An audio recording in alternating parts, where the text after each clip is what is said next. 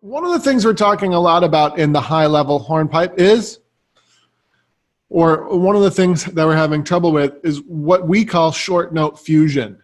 Short note fusion is a fake fundamental. It's not a real thing. It's a nickname that we give to a common problem that we have when we play. All right. What is the common problem that the fake fundamental short note fusion is designed to address? Who can give it to me in the chat? What's the problem that we have? All right, so the problem that we have is two different fundamentals really close to each other. And so the problem that we have is one fundamental is being sacrificed to benefit the other. Okay? Lou, that's right. So a short note into an embellishment is what we're talking about generally speaking. So here we have a dot and a cut, right? Yay. Here we have a dot and a cut. And then we have something along the lines of a doubling. So what's happening is we have two fundamentals here, right? Two important fundamentals that we know are important. The first one is the dot and the cut here. The dot and the cut is an important bagpipe fundamental. But then we also have a doubling here. Doublings or embellishments are important bagpipe fundamentals. Now, the problem that we have when we play is to do one right next to the other is very challenging, especially because what's at the end of a dot cut? A cut note. And the cut note is very short period of time. And then we have to play an embellishment. The components of an embellishment are also very short and they happen in a very short period of time. So the problem that short note fusion is designed to address is, so we have two quick fundamentals next to each other.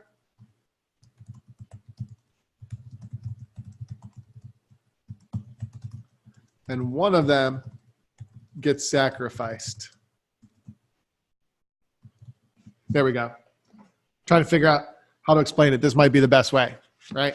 There's two rapid fundamentals next to each other and one of them gets sacrificed. So can we use our imagination and see that this little diagram I drew represents this?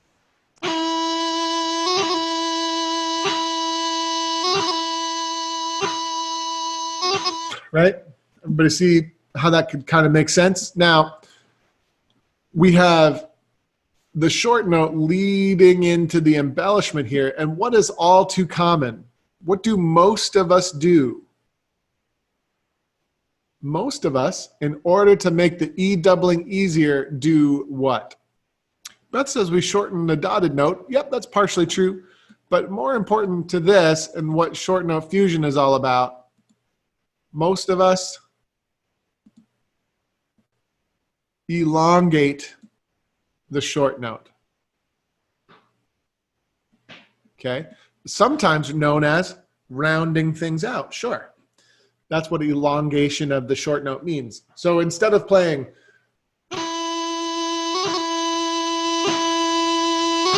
right, we play this.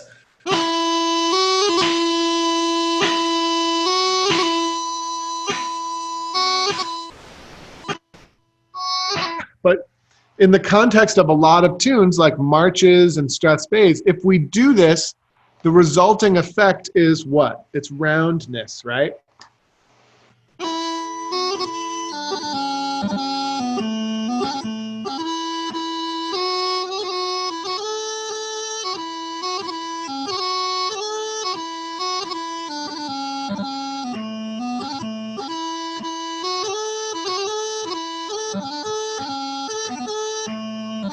Okay, can everybody hear how the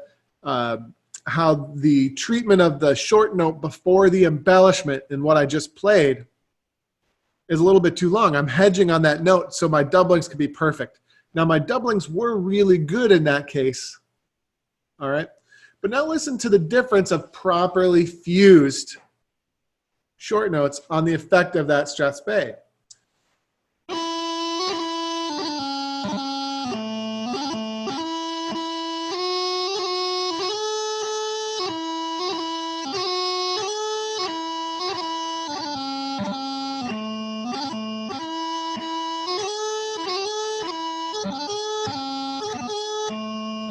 Right?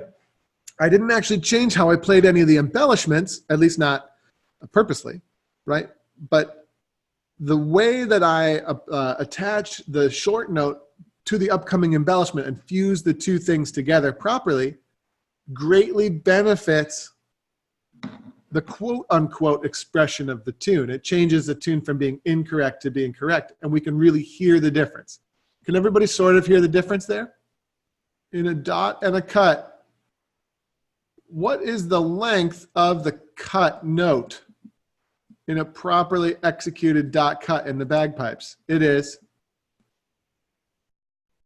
as short as possible. Sure. And we know technically that means as short as musically possible. Yep. Okay. ASAP. Everybody happy? Now we have an embellishment over here. Let's just take a different one. Let's take a grip just to mix things up. And also a grip is a 3-step movement. A grip has 3 steps in it. What are the 3 steps? The 3 steps are play low G, D grace note, on low G, and then in this case, let's pretend we're just going to C. All right? Now, a grip, how long should each step of a grip be? And okay, the answer is going to be as short as musically possible, right? But let's just back up a step. How are we taught to play grips in the normal world outside of the comforting blanket of the dojo? We're told to play embellishments crisp, concise, sharp. What are some other words that we use to describe how a doubling should sound? Bubbling, forceful, poignant, what else? Chip, chip, apparently. Not crushed, I like that, taking a different angle. What's really the message going on here, right? The message in how people would normally describe an embellishment is the embellishment needs to be played as quickly as possible, right? As concisely, as crisp as possible. But obviously, as John McCain said, there's a limit to just how small we can make it before the movement becomes crushed. So what is the actual translation of this? Right? What do people actually want when they use subjective terms like chip, chip, crispy? That was the big thing when my dad taught me, that the grip has to be more crisp. Right? No, guys, no. The real translation is each step of the embellishment should be played accurately and as short as musically possible. That's the translation. Right? So each step of the movement has to be played as short as we possibly can while still being able to hear it. Because if you can't hear it, there's no point of playing an embellishment whatsoever, right? Let's explore this with the grip, right? So obviously, right?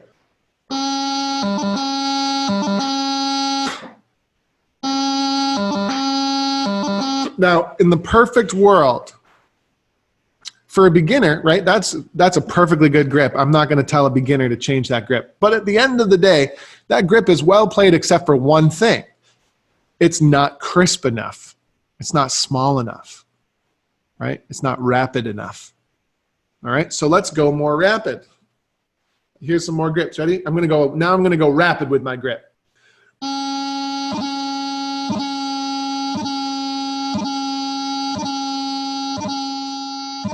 right? I went rapid with my grip. Does anybody see a problem with that? What was the problem with my rapid grips? You hardly heard it. Did it sound more like a grip to you or just a random sound that doesn't make a whole lot of musical sense? Yeah, it's a random sound. So the first grip was too open. Second grip was far too rapid. What is the actual correct way to play the grip? The correct way to play the grip is each step as quickly as I possibly can while still being able to hear the steps. Something perhaps like this.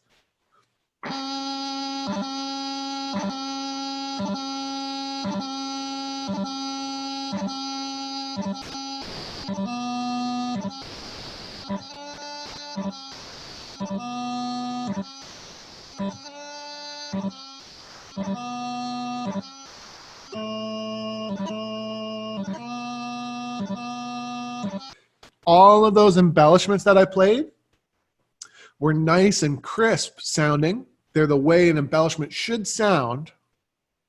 Okay. The steps I played as rapidly as I could, but made sure that I could hear each step clearly. Now they aren't happening very fast. Great. But I can hear the steps clearly, right? That's what makes an embellishment good. When I go play a solo competition or I go play in the band, okay, the starting point for all embellishments is going to be exactly that method. Each step of the movement played as short as musically possible. Does that make sense to everybody, what I just went through? It's really important that it makes sense because this is the name of the game. So we have our steps of the movement, and all of our steps should be played ASAP. Do you notice a similarity in concepts here? We have ASAP over here by the dot cut. Yay, ALAP ASAP. And then we also have ASAPs being the length of the steps of the embellishment. Does anybody see, like, are these two things similar? I would say no, they're not similar. They are exactly the same concept. They are exactly the same concept. It's beautiful, actually. It's amazing. We can see there's more to this than just throwing subjectivities at the wall, right? There's something really interesting going on here. On an instrument with a continuous airflow, with no control over dynamic range, this concept of as short as musically possible becomes a core fundamental of what we're doing to create really good music on this instrument. There's more to this than meets the eye. And it's really, really interesting. And it also gives us a great opportunity to generate like really consistent, excellent playing. I'm going to attempt to draw a staff. Let's do the opening 3 notes of Green Hills of Tyrol. What are the opening 3 notes of Green Hills of Tyrol? I know my staff's not perfect, by the way, but if anyone mentions it, I'm going to kick them out of the room. Opening 3 notes. A, B, C. Okay, we've got a G grace note up here on the A, just for good measure, and then we have our grip. Is this a fusion moment? Where does the fusion happen? Fusion happens going from B into the grip. The B must be fused to the grip. Why? Why must it be quote unquote fused? Because the B is the exact same type of rhythm or type of note or length as the steps of the grip. Good. Let's write out now all of the notes we're going to play. All right, I'm writing out the same thing again in a slightly different way. Figure 1 and figure 2 are written quite differently, but they sort of represent the exact same thing. All right, let's play the pink one together. Don't worry about like what time signature or any of that crap here, okay? This is just an illustration, all right? The quarter notes are long, and the ones in the middle are as short as, these are all of our ASAPs here.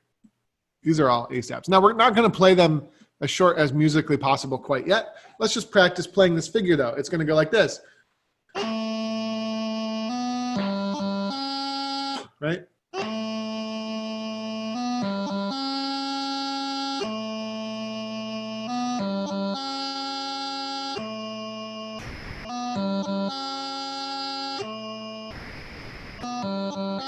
Okay? Everybody understand that? Can everybody play that? Now what we're going to do is we're going to start to speed up that middle group of 3. Okay, we're going to start to speed up the middle group of 3. But remember, all 3 have to be exactly the same length.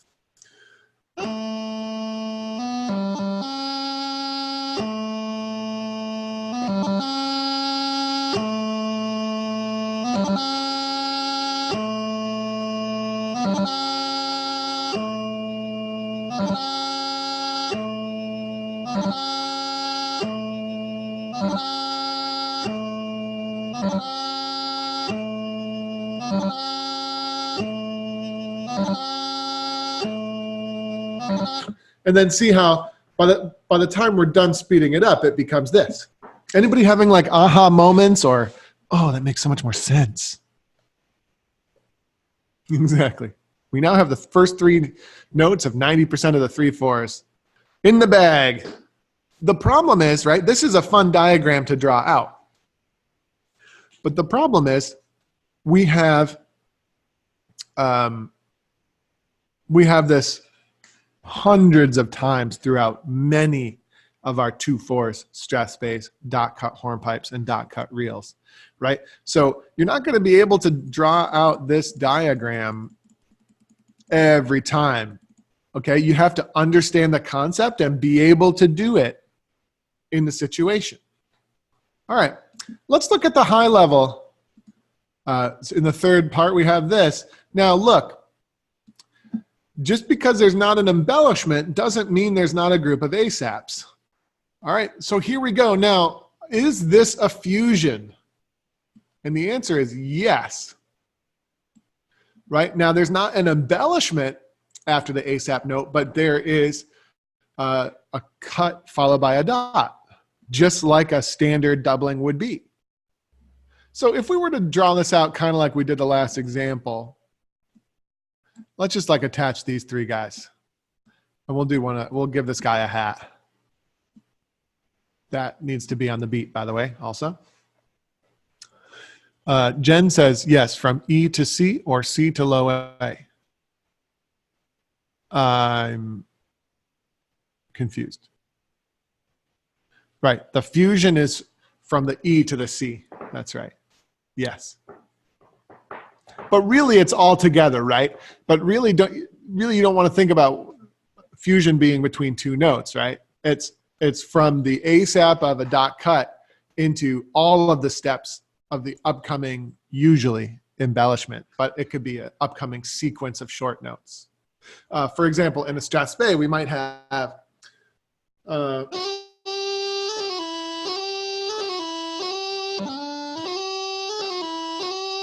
where the high A is fused into that one of those triplet runs that you see in a Strats Bay. That is also fusion because it's a short note fused into a series of short notes. Got me? Let's try this one together. So let's not go ASAP quite yet. We'll just do this.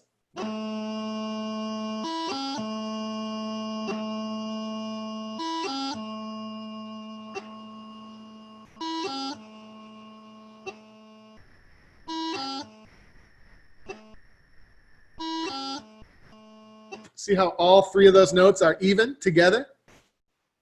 Okay. Now let's speed it up a little bit.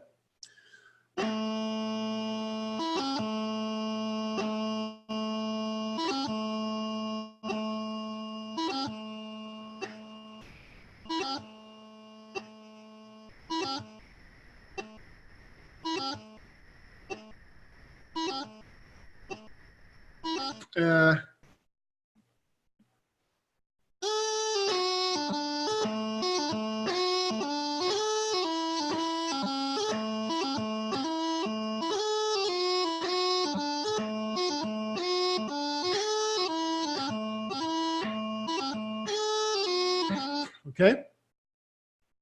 See how that kind of translates to the high level?